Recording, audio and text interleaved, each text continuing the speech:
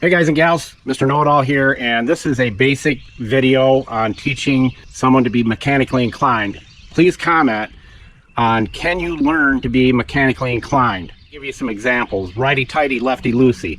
That's pretty much the beginning of being mechanically inclined.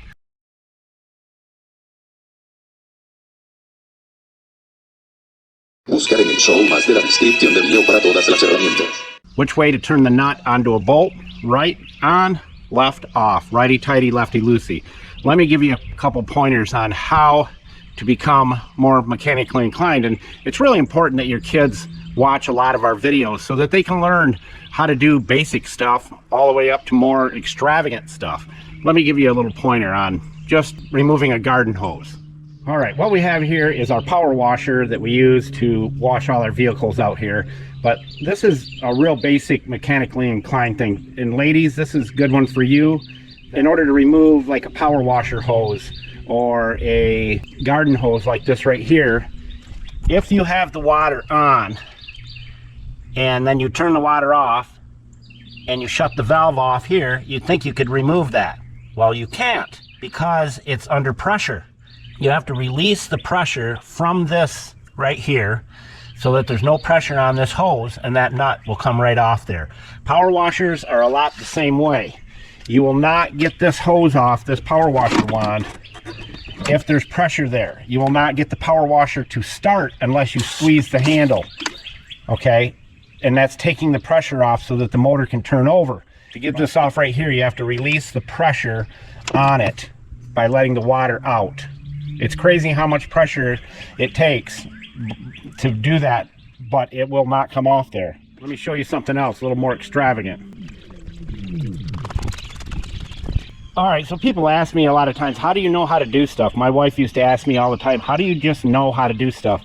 And a lot of times I think about it, I ponder on it, and I try to use a little bit of common sense, which should be used more today. There's not a lot of common sense out there. But this little chute right here for this leaf vac is very small. It doesn't need any more support on it than this bracket right here. It keeps it steady.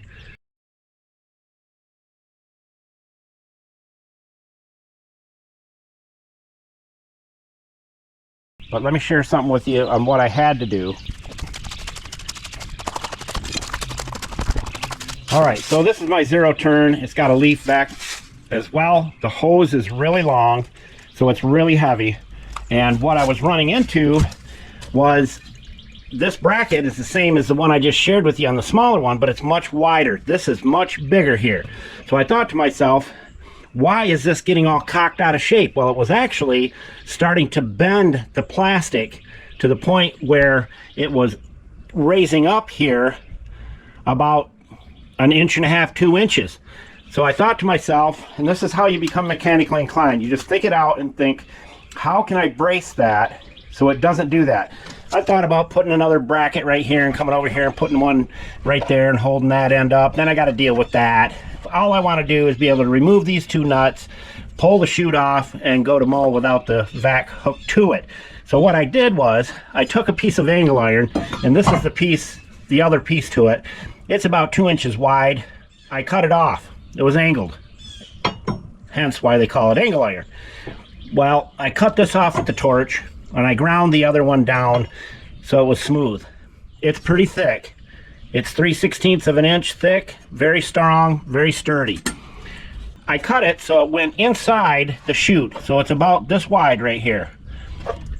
And I took 2 C-clamps and I clamped it up inside here. I took this off with these little clampies, took this into the shop, and I placed it up in there with C-clamps, held it there, and then I did some drill marks into the holes, into that steel, the 4 holes here, and those bolts go right through that steel. And then I did one more down here into that steel and one more here. I thought if I put a piece of steel in there, I bet you it will stiffen that up and it will not sag anymore like that. Now I could have called Cyclone Rake and said, hey, you know, this thing's a piece of junk and it's all bending out of shape, but I thought, no, the zero turns are kind of new. They really worked to help me get the right setup for this zero turn. I thought they've been really good to me. The other Cyclone Rake we've had since Hurricane Sally, almost 6 years. and it works like a charm still. This one, I thought I'm going to cut them some slack and I'm going to figure it out myself. So what I did was I took the torch, and you can use anything you want. You can use a Sawzall and cut the steel off, or you can go to a steel yard and tell them you want a 2-inch, 3-inch piece of flat stock, 3/16 inch thick. And I know none of you will probably ever do this, but this is how you figure things out on how to get things fixed. So I thought I needed a bolt here, so when I had it clamped up in here, you can see where the clamp was right there. And then I had one down there. I just drilled through the steel and I put a nut and bolt lock nut so it doesn't vibrate off there, and I did a lock nut on this bolt. And then these two bolts here are through the steel. These two are not. So it'll never come out of there unless I take it out. But now it's as sturdy as can be, and I don't have to worry about it. It's absolutely perfect, the gap and everything on it.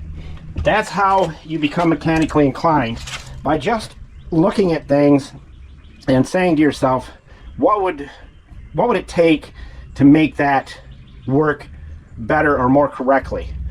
And it's kind of like lubing something up. If I put lube on my garden hose female end and to screw it on, it'll screw on and screw off much easier. That's very simple. But it all starts with righty-tighty, lefty-loosey. Okay? Again, my kids are very mechanically inclined because they were around me doing all this kind of stuff like this. And I picked it up, I think, a lot from my dad, because my dad was the same way. And being in the tool and die industry, him and myself, you learn to be more mechanically inclined. But it can be taught. And that's why it's important to watch our videos and learn and get your kids on there and let them say, wow, I never thought about that. Why can't I get my power washer wand hose off? Well, you got to relieve the pressure. You got to release it, and it'll come right off with your fingers. So that's all I really had to share with you. I just wanted to kind of give you an idea on how to fix things by just using your imagination and getting into it.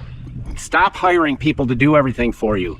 You know, do a few searches online and get on our videos and learn. I mean, our other channel, Sweet Project Cars, we teach you how to make your cars all beautiful and keep them that way.